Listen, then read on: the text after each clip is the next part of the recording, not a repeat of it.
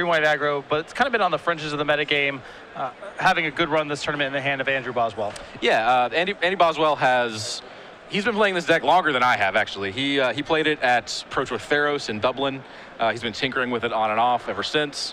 He actually won the Pennsylvania State Championships last week with this deck. With not quite this list, but this is a deck, an archetype that he is very, very familiar with, and one that he has actually had a good amount of success with. Eric Johnson, he's on the right-hand side. He's playing Red, White, Burn, and his list incorporating the big change that we saw in the Knoxville Open, 4 main-deck copies of Eidolon of the Great Revel. And that is going to trigger on literally every spell in Andy Boswell's deck.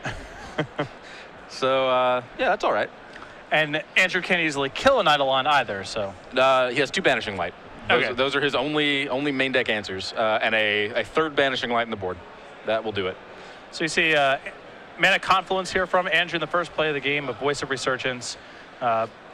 Pretty annoying threat for Burn to play against. Voice of Resurgence, absolutely. It's one of the only threat that you really have to deal with twice, the exception being if you have Chain to the Rocks. Now, Voice of Resurgence, bad news for Eric Johnson. The good news, Mana Confluence. This is a card that green-white players were very excited, at least I know I was, to be able to consistently cast your spells, but you love this card in every matchup except for Burn. Yeah.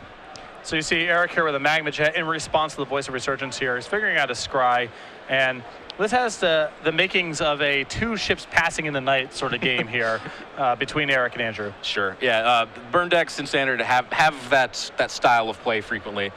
You don't really play Magic with your opponent so much as you play Magic at your opponent. Yeah. There's some matchups where it can play kind of a creature and removal strategy, but in the face of Voice of Resurgence, Eric's probably going to already shift to plan B. Mm-hmm. So you see Searing Blood here, take down the Voice of Resurgence and knock Andrew down to 14. Yep, and Searing Blood, one of the cards that actually fits plans A and B here. Eric gets to continue pressuring Andrew's life total, but also deal with his plays on board. By far the biggest addition to Burn strategies in Standard in the last couple of sets. Mm-hmm. Yeah, it's interesting, you mentioned that these Burn decks kind of pass in the night, as you said. I think one of the strong suits, actually, like one of the real appeals to this style of deck is that it can default to ignoring its opponent, but it doesn't have to by any means. Its deck is full of Burn, its deck is full of basically combo pieces, resolve this many Burn spells, you win the game. But it's also full of removal spells, but they're the same cards. Yeah. So like, you have a lot of flexibility there. So you see Andrew there on the 3rd turn add a Rogue's Passage to his board and a Loxodon Smiter. This turns his elemental token into a 2/2, knocks Eric down to 18, but Andrew falls all the way down to 13 using his Mana Confluence to cast the Smiter. Yeah, and that 13 is not much on turn 3, and it's only getting worse. So Boswell basically just has to try and close this game out as fast as he can. Now I did a deck tech with him earlier, and he talked a lot about that. He had built his deck where possible to try and ignore the opponent in his own way, just be as aggressive as possible, try to close things out. So his deck is geared to do that. He does have the Ajani in his hand, which is going to be his most reliable means of doing that. So that represents kind of a virtual 8 there. So Eric there on the 4th turn just plays a Mutavault, suspiciously passes with 4 mana available. Now Andrew with the Plains on his turn and trying to mull over his options here. Trying to, as you mentioned, try to figure out a way to end the game as quickly as possible. Yeah, conspicuous, that 4 mana, that represents War Leader's Helix, which is the only instant speed answer that Eric could have to a Loxodon Smiter. Well, the only 1 card instant speed answer. So if you're in Andrew's spot right here, do you do something like play Ajani and put a counter or flying and double strike the Smiter, knowing that it's likely to die just to basically eat up Eric's turn and take away one of those War Leader's Helix? Well, I mean, the War Leader's Helix is getting cast, I think. There's not much getting around that. Well, I mean at the Smiter rather than Andrew's head. Sure. Yeah, I think you would actually, you want, if at all possible, to make sure the War Leader's Helix doesn't go to your head. Now, having said that, you want to make it as bad as possible for it to target. You want to get in that sweet spot where you give up as little value as possible when the Loxodon Smiter eats War Leader's Helix, but Eric still has to do it. So if I'm in that spot, if I choose to play Ajani, I would definitely put a counter on the voice token there, I think. So Andrew just attacks for 6, knocking Eric down to 12. Plays a Fleece Main line post-combat. Eric end a turn with a War Leader's Helix, knocking Andrew down to 8. Mm-hmm. Basically, Boswell priced him out there. Yeah, put him in a position where Eric felt like the War Leader's Helix was best targeted at Andrew himself. So Eric again, just with a land and passes the turn back. Andrew draws a card. Eric at a comfortable 16 life here. Yeah, War Leader's Helix does some work. And Andrew has 10 points of damage on board. That Ajani's still there. So the Ajani could jump and double strike the Loxodon Smiter to hit for 8. The other 2 creatures can be stopped with a Mutavault. So we're not closing this out this turn. And Eric sits with, I believe that is 2 cards in hand? Yes. Yeah, Andrew can safely assume that at least one of them is going to be more end-step burned. So Andrew is certainly at the point in the game where he has to consider the real possibility that he will not get to untap again. So Andrew trying to find some way to close the game out this turn, plays Ajani Call of the Pride. And now we're at that same crossroads. If you put a +1/+1 counter on Smiter or Jump and Pump it, and looks like that's what he's going to do, that makes War Leader's Helix very, very good against the Smiter. On the other hand, it makes it so that Eric maybe doesn't have to actually, but strongly feels the need to War Leader's Helix the Smiter in response, which that's 4 points that are not going to go at Andrew's head if he does that.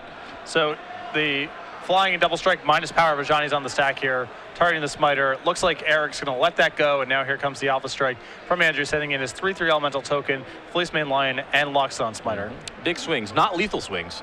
Even if Eric declines to block with any of his Mutavaults, that is only coming in for 14.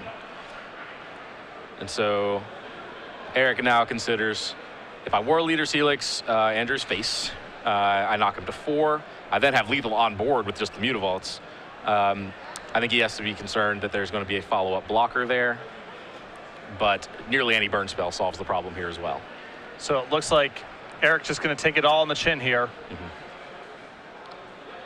And actually, I believe I saw a Selesnya Charm in Andrew's hand, so this was actually kind of a trap that Andrew laid, and Eric definitely avoided it. I think really wanted to draw the War Leader's Helix pre-combat so that he could respond with Selesnya Charm, and then the 6/6 double striker actually would be lethal. Yeah. So, never mind, Andrew going to go for his play here. It looks like Selesnya Charm on the Smiter. Okay. Yeah, and of course that is lethal, so Eric has to use the War Leader's Helix at that point. So had Eric been willing to chump block with one of the Mutavaults, he would not have had to use the War Leader's Helix in that manner. Yes, he would have been taking 12 in the air, another 3 only, and going to just 1, and then actually a virtual 5 from the life gain. So, yeah, if he had blocked once, then he gets much better value out of the War Leader's Helix. But it is all for naught as the 2 Mutavaults come across uncontested, knocking Andrew down to 3, and Skullcrack finishes off. So Eric Johnson quickly up a game here against Andrew Boswell. And Boswell is, let's see, he does have the token 3 Unflinching Courage. That's a pretty stock aspect of any green-white aggro deck sideboard. He will be eager to bring those in. He has a 1 of Archangel of Thune, so that's a pretty big one as well.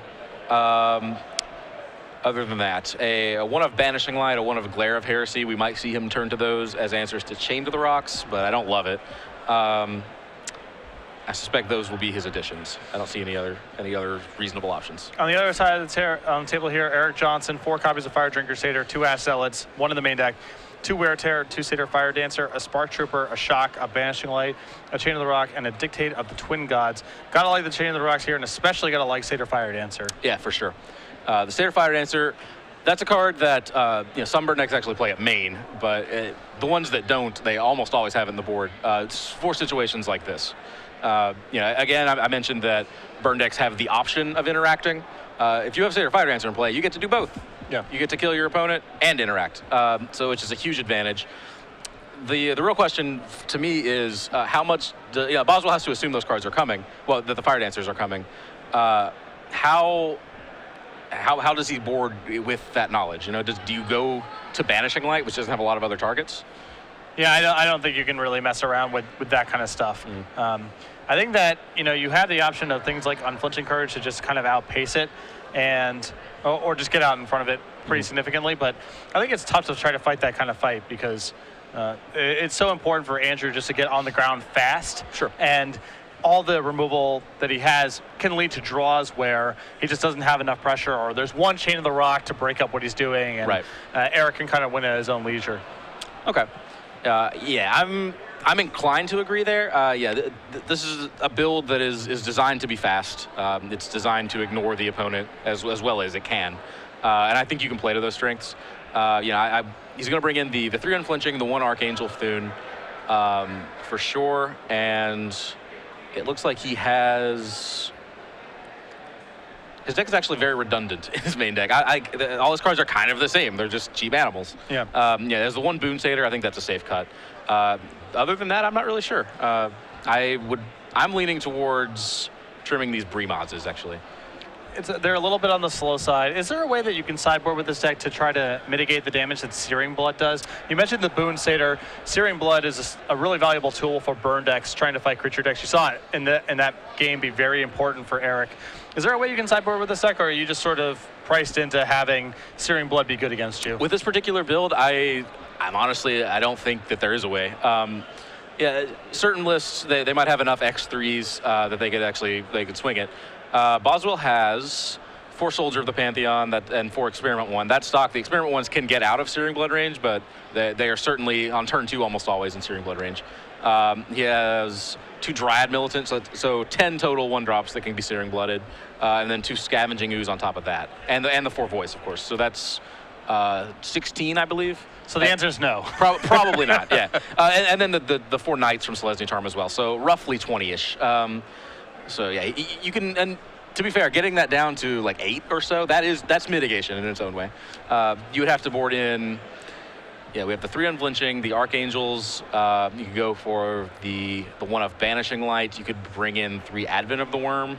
You cannot Searing Blood an Advent of the Worm. This is true. So that's one way of doing it, but that's completely going in the opposite direction from I think the kind of the author's intent of this list. Yeah, Boswell wants to be on the ground and attacking.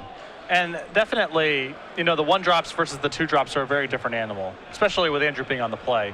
Getting a 1-drop into play and getting to hit twice before it gets Searing Blood is much different than being on the draw and casting your Scavenging Ooze and having that get tagged. Yeah, definitely. I don't think Boswell minds exactly losing one guy as long as he still has attackers. In fact, with this particular build, I almost wonder if he wouldn't prefer being Searing Blooded on turn 2 than to have an Eidolon or an Ash Zealot come down. Or a Fire Dancer. Certainly. Fire Dancer on turn 2, the worst case, yes. And it looks like I do not see a Fire Dancer, so he doesn't have to worry about that. Well, it looks like Eric has left in a lot of his Skull Cracks. Not that they're best against creature decks, but when you reasonably can expect Unflinching Courage, potentially a very valuable tool there. Yeah, I don't have a ton of experience with burn decks in this standard format, but my inclination is that you actually just can't afford to board out Skullcrack in any matchup. And I could be wrong about that, but it's kind of the same way that like there are certain broad answers like the Tension Sphere that you can never afford to board out when you're the control deck, because you just don't know what's going to happen. You don't know what curveballs are going to be thrown at you. Players will find weird ways to gain life. Yeah, to me, it's kind of the difference of, is it happening in big chunks or is it happening incrementally?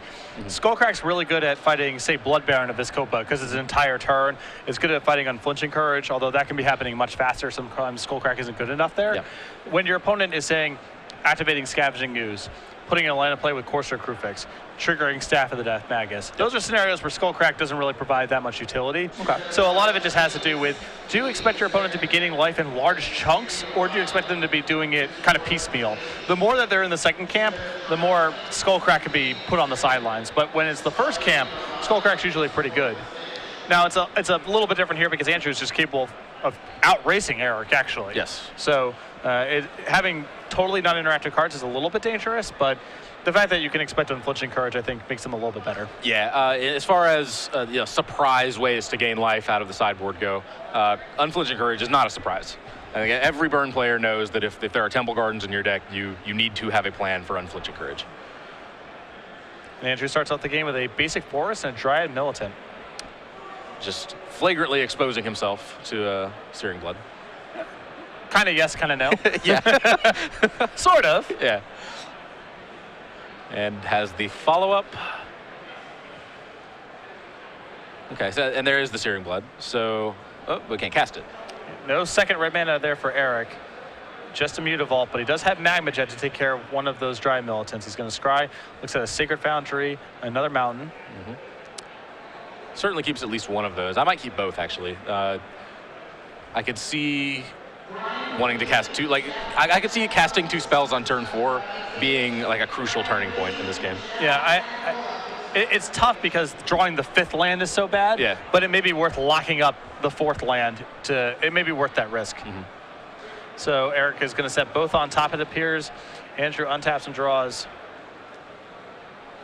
And this, as I said, as long as Boswell gets to have one guy out and attacking ahead of Eric Johnson's interaction, I don't think he is necessarily unhappy with the way the game goes.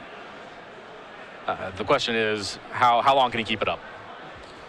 And it looks like he definitely has options here. I see an Experiment 1. If he has a 2-drop to follow that up with, then he really gets out ahead of the removal. Yep. Yeah, being able to outpace Eric, keeping his board in check, or just the damage race in general because of Searing Bloods and Warleader's Helixes, feels like the key to the game for Andrew. And considers his options. These matchups are so tense in a way because like sequencing correctly on turns 2 and 3 are never more important than they are in matchups like these. So just going to be Experiment 1 here, and Andrew passes with his Temple Garden and his Forest up. Andrew takes the draw. It's the Mountain. Okay, now can cast Searing Blood. Can cast it, but Andrew conspicuously leaves a green and a white up, so he has to worry about Selesnya Charm. Now the race is on from Eric's side here as a Mountain and a Chandra's Phoenix comes into play. Yep. Consistent source of damage, which is important broadly, but he's certainly losing this race on board. So again, like not interacting for a turn is a risk. I believe he did leave that other land on top though. So he's going to get to cast 2 spells next turn. Potentially, I mean, red mana may be bottleneck depending on what he wants to cast. Sure. Well, we know he has a Searing Blood and a Magma Jet, I believe. So he can cast both of those. So Andrew plays the Temple of Plenty, scries, attacks with the Experiment 1 and the Dry Militant for 3, and post-combat uses a Banishing Light to take care of the Chandra's Phoenix. Okay. So does leave it, at least leave in some removal. He has 2 of those Banishing Lights in the main, and concerned, of course, about Satyr Fire Dancer, expecting at least Chandra's Phoenix and probably a 4 of some other creature. Leaves a little bit of removal in and gets to deal with Chandra's Phoenix there. And the Phoenix is pretty hard for Andrew's deck to remove otherwise. It's the only way. Yeah, he can virtually remove it by slapping an Unflinching Courage on something and going to town and racing it, negating it in a way. But to actually get it out of play, those Vanishing Lights are the only way. Right. Eric contemplating, decides to go with an untapped Sacred Foundry. We'll see what kind of inroads he wants to make on Andrew's board this turn. Just Searing Blood on the Dry Militant. Yeah, Boswell being tapped out is... It's definitely got to be appealing to just get both of those creatures off the board. All right, so that's going to kill the Militant. Andrew will take 3. And then Eric, his other option there was Eidolon of the Great Revel, which, as I mentioned, actually triggers on literally every spell in Andrew's deck, so it's a powerful play. Did I misread his hand? Does he not have Magma Jet there? He does. I think he's just passing. Okay. That seems ambitious to me. So here's a Scavenging Ooze here. That's going to prompt some sort of response here from Eric.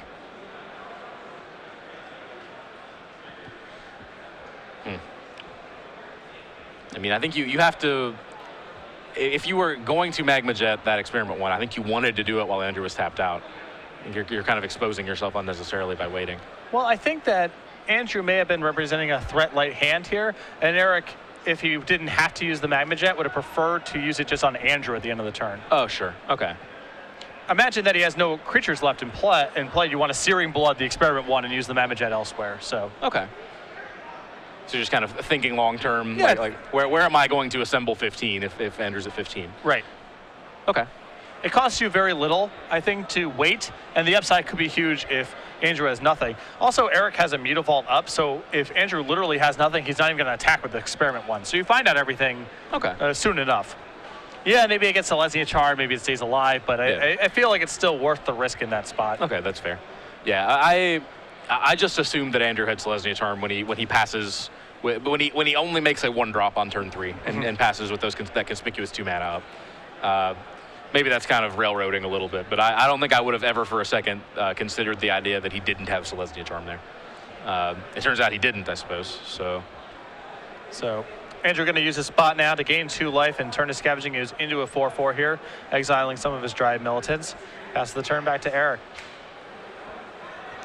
Yeah, and actually getting to get some use out of Scavenging Ooze is pretty big too. As a 4/4, you put Eric in a situation where he generally has to use 2 cards to deal with Scavenging Ooze, with certain exceptions, but they're very powerful cards. You know, like Chain of the Rocks would be good here because your Chain of the Rocks doesn't do anything other than remove big creatures. But if you put Eric in a spot where he has to blow a War Leader's Helix on Scavenging Ooze. So you see there, Eric firing up the Mutavault and attacking. Andrew unwilling to block with the Scavenging Ooze. Andrew falls to 15. Plays an Eidolon of the Great Rebels post-combat. Andrew untaps, quickly attacks with the Scavenging Ooze, uses the Scavenging Ooze to exile the Experiment 1, the last creature in either player's graveyard, attacking Eric for 5. And here is Fleecemane Lion. That's going to trigger the Eidolon. And at this stage in the game, Andrew has much more life to play with. Eric has sort of locked himself out with this Eidolon. Yeah, he's got Mutavaults to chump block with, but it is tough. Yes. If the Scavenging Ooze connects, then Eric never gets to cast a spell again. Well, he gets to cast War Leader's Helix, potentially. Okay, sure. Which is probably part of any recipe that involves him coming back in this game regardless. That is true. So if you're Eric here, you're basically playing to some running Helixes? Yep. I mean, even just one Helix might give you enough of a swing here. You still got your Mutavaults to chump block with. True. And letting Boswell untap also gives him an opportunity now to monstrous that Fleecemane Lion. So Eric just passes the turn. He's going to start things off here with a pre-combat Voice of Resurgence, going to try to force Eric's hand. That's an interesting give and take there. He does trigger the Eidolon and lose 2 life by doing that pre-combat. You have to consider the real possibility that Eidolon is going to be used as a chump blocker when you attack. So you're kind of giving up 2 life there, but you also gain a lot of information. Yeah. So we're going to see how Eric wants to block here. He has the option of chump blocking the Fleecemane Lion and the Scavenging Ooze. He can try to triple block the Scavenging Ooze and get off the table. A lot of different lines here available to Eric. I don't love any of them though. Like triple blocking, it's weird because you have to deal with the Scavenging Ooze, right? If you don't triple block it, then I feel like you're only ever going to win this game if you draw Chain to the Rocks to deal with the Scavenging Ooze. But we don't need to draw Chain to the Roxes. We need to draw War Leader's Helixes. Yeah. So kind of, again, like adding cards to the recipe, I think. So it looks like just a double block here on the Scavenging Ooze. Fleecemane Lion is going to come across. That knocks Eric down to 3. Huh. Okay, so double block suggests he intends to use a burn spell. There is that voice in play, so that's, and Andrew does not miss it. So this is going to be an end of turn. Searing Blood to try to finish off the Scavenging Ooze. That's going to trigger Voice of Resurgence. And Andrew's going to take this opportunity to exile that Eidolon. Gain 1 last life with this Ooze on the way out. And Eric very much with his back against the wall here. Yeah, I am pretty sure that Eric didn't miss that voice so much as he just had to play as if Andrew was going to. That's how that play felt to me. Well, the problem is that if Eric just goes pre-combat Searing Blood your Scavenging Ooze, what ends up happening is Andrew goes, okay, that's fine, attack with only Fleecemane Lion. Right. And then the Ooze survives, and so there wasn't a lot for Eric to do in that situation, and we're going to be going to a game 3. So that game played out the way that Andrew drew it up. He wanted to be aggressive. He wanted to be putting pressure on against interaction, and just always have creatures attacking, and he succeeded in that regard. It almost feels like who has the board when Eric makes his first attack is what matters. Yes. When Eric gets to play Ash Zealot or Chandra's Phoenix on an uncontested board, it feels like that's a huge edge for him. And the reverse is also true. When Eric's already behind on the board, it feels like he can't use his mana in that way. Yeah, I agree. And so this is very much an initiative-driven matchup, I think. Who has the play is a monumental edge here. Yeah. And so Eric is going to be on the play, I believe, for the first time this match, which will certainly help him out there. As you mentioned, he is going to get to attack with his Ash Zealots if they are to arrive on turn 2. And again, only one in the main deck, 2 in the sideboard. Okay. And then this is likely not a matchup where they would come in, I wouldn't think. I don't know if that's true. I mean, a 2-power first striker is not that bad against Andrew's threat base. Yeah. I would imagine that they're more for, you don't see Ash Zealots in the sideboard a lot. I would imagine it's part of a plan of, I'm playing against a control deck. I need to get these Shocks and Searing Bloods out of my deck for just something. Sure. And Ash Zealot is the next best something after Fire Drinker Satyr. Yeah, that's fair.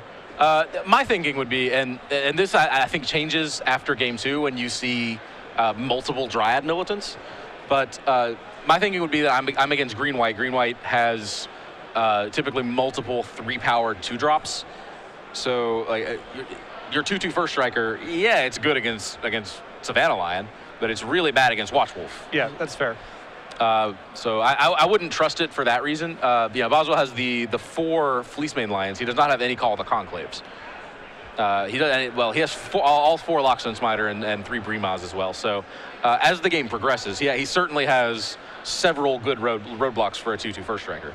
Yeah, maybe Eric's best plan here is just to be as non-interactive as possible. Chandra's Phoenix and Eidolon are kind of different animals because there's some guarantee to what they're going to be doing over the course of the game, almost no matter what Andrew presents. But cards like Ash Zealot that are predicated on the board being a particular way, maybe something that Eric wants to stay away from. Yeah. Ash Zealot, it does not allow its user to stumble, is kind of a big problem as well. Yeah, an Eidolon of the Great Revel, if it shows up on turn 4, it still does its work, to some degree anyway. But yeah, Ash Zealots, if you were to say that you don't have a second red source, say that you have like Mountain Mutavault, then Ash Zealot, when it doesn't show up on turn 2, quickly starts to do nothing. Yes. So yeah, that's, in addition to being non-interactive, I think there's something to be said for trying to avoid cards that can be dead. I refer to it as an expiration date. Okay. And it's probably past turn 3. Turn 2.5? Yeah, that's the expiration date. Fair. The milk's gone bad. Yeah. That should have been Ash Zealot's flavor text. Yeah, you got one shot with this thing. It's turn 2. That's fair. So, given that those Dryad militants did appear, and that should tell Eric that Boswell's list is a little different than the standard. Do you think he boards differently? No, not necessarily. I think the only thing that might change is maybe Eric respects the possibility of Brave the Elements more than he would otherwise. Okay, that's really the only thing. Sure. I mean, there is Experiment 1, but that doesn't necessarily preclude having a card like Brave the Elements in the deck. True. Yeah, what's the card? Not Stave Off. I can never. God's Willing. God's Willing was a card that kind of. It saw a good amount of play. It actually kind of grew in popularity around the release of Born of the Gods in green-white decks. So that's a card that even the more token-oriented lists can have access to. That's a card he has to worry about. Ajani's Presence was freshly printed. That might be a card that matters. So I think even if you don't see Dryad Militant and don't kind of picture a stronger white bent, I think that the possibility of kind of 1-mana counter spells to interaction, that's something you have to be taking into consideration post-board. Although, again, if Eric's entire plan is just, I'm going to ignore what you're doing on the board, that's another good way of playing around God's Willing and Brave the Elements. Yeah, for sure. And the existence of those cards is just all the more reason for that to be your game plan, I think. So Andrew here, taking a mulligan. Not the end of the world, because Eric's probably going to be doing a fair bit of mulliganing himself with the burden going upstairs. Are they mulligans in that sense? There's They're somewhere in between. They're contextual mulligans. Yeah, that's kind of the like newer players. I know that was kind of a long time stereotype of new players, is that they would just go like mount and bolt you, and then the kind of the gentle scolding of that line is just like, look, that's a mulligan. You have one fewer card now. Yeah, that was my progression as a player. As I would start off in 1996 going mount and bolt you. Then when I got halfway decent, I thought I should bolt at the end of the turn of turn one. Then that's when I should bolt. Okay. And then I eventually realized when I got really good was when, well, they could have spell pierce, so I am just supposed to go mount and bolt you. So that was the full circle. Yeah. Okay. Yeah. 1995 me had it the right way. 2002 me had it the wrong way. All right, you just had to. It was kind of a there and back again situation. You had to. My initial instincts were correct. Yeah. Maybe not for the right reasons. You had to climb to the top of the top of the mountain to see why you were right all along. Yeah. That's fair. Yeah, and traditionally, in a deck that just has like 4 lightning bolt and some creatures, then of course, using a burn spell just non-interactively that way is a mulligan. There's a reason that definition has stuck. Yes. But it's a burn deck, and they're certainly not mulligans. Like in a weird way, this is basically a combo deck where you have to resolve 6 spells. Right. At the end of the match, all that happens is someone signs the slip. Yes. That's all that happens. So it doesn't really matter how you get there. You see, Andrew eventually decided to keep his 6-card hand, though he thought about it for a very long time. Opens the game with a Plains and a Dry Militant. That's met by shock. Shocking. And an untapped Sacred Foundry here from Eric. And Eidolon, a great start here for Eric. And as you mentioned, if Eric gets to attack immediately with his threat, that is huge. So you're going to see a Mana Confluence and a Voice of Resurgence. That's going to trigger the Eidolon. So Boswell now taking damage from his lands and from his spells, which is not a great spot to be. If Eric has a way to get that Voice of Resurgence out of the way, it would only leave a 1/1 behind, which would leave an avenue for the Eidolon to attack. That's a line that I fully expect Eric to exploit if he has it available. So now Eric deciding what he wants to do on his turn. It looks like another Eidolon in his hand, a couple removal spells for Voice of Resurgence. How does he want to proceed from here? Looks like he's going to start off by just attacking with the Eidolon, offering up trade with Voice of Resurgence. Interesting. I think if I'm Andrew, I don't mind that at all. I mean, obviously it depends a little on my hand, but yeah, I would be eager to get that Eidolon out of the way. Well, it's got to give you some pause here. Why is he willing to offer up the trade? Exactly for the reasons that you said. This seems like a really juicy block for Andrew, given the board state. Yeah. What would you assume is going on in Eric's hand if you're in Andrew's seat right now? I would probably put him on Boros Charm, actually. Like, just trying to use, it's a weird use of a Boros Charm, but some kind of trick that lets him keep the Eidolon. I believe Eric's actual plan here is to kind of virtually keep the Eidolon by just replacing it. But so Andrew ultimately decides to block, and Eric with a backup Eidolon, no third land. Yeah, I think Andrew can safely say some sort of interaction that lets him keep the Eidolon or replacement Eidolon, and I don't mind trading the front half of Voice of Resurgence for either of those. All right, so Andrew here going to take another point of damage here off of Mana Confluence to cast Loxodon Smiter before combat. That's going to turn the Elemental token into a 2/2, and it comes across. And now there's a 4/4 in play. I feel like Eidolon of the Great Rebels' attacking days are numbered. I mean, it's Chain of the Rocks or bust from here. It is. Well, it's Chain to the Rocks or stay at home. Oh, sure. Yeah, we're not in dire straits by any means. And it looks like, I believe Eric is missing his third land, so has plenty of options, but only gets to pick one. And it's not clear any of those options can kill a Loxodon Smiter either. Yeah. Well, I mean, the only option at 2 mana would be a Chain to the Rocks, or 2 mana or less, would be a Chain to the Rocks, and I'm willing to bet if he had it, he'd slam it here. So there's an Ash Zealot here from Eric. An Ash Zealot and pass. The Eidolon triggers. Yeah, the Eidolon being kind of a double-edged sword there is, it quickly starts being relevant. It kind of has an expiration date, as you say. Like once you stabilize the board. And here's the big hit here from Andrew is his sideboard ace, Unflinching Courage, triggers the Eidolon, but Andrew doesn't care very much. That's a 6/6 life-linking, trampling Smiter coming across here. Eric's going to take it, and now he really needs to find Chain of the Rocks pronto. Oh, yeah. That is a huge swing. Before there was a possibility that Eric could just ignore that creature and attack Boswell's life total a different way. But that option is no longer with us. So Eric takes a draw here, does not chain the rocks. It's a copy of Magma Jet. He now, I think, has to throw both his creatures under the smiter and then use a burn spell to get rid of it. That's a terrible feeling play. Like when you have to make that play, you're just like, this will never work.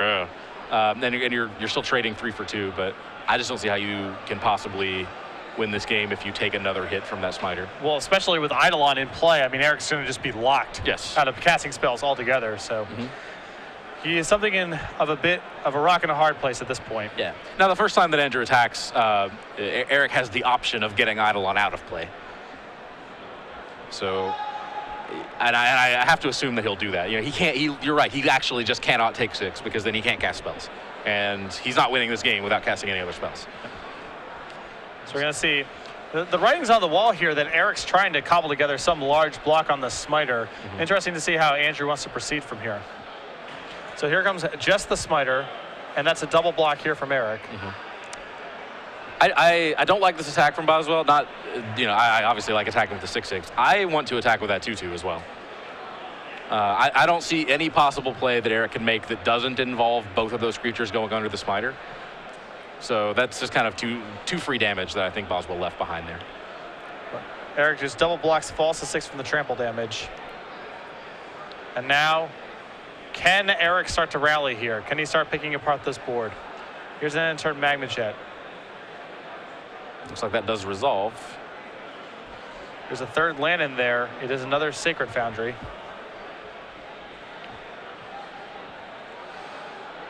Okay, so we see shock, and it looks like multiple shocks actually. So once this Magma Jet clears out the 6/6, the remaining shocks actually get rid of the rest of Andrew's creatures.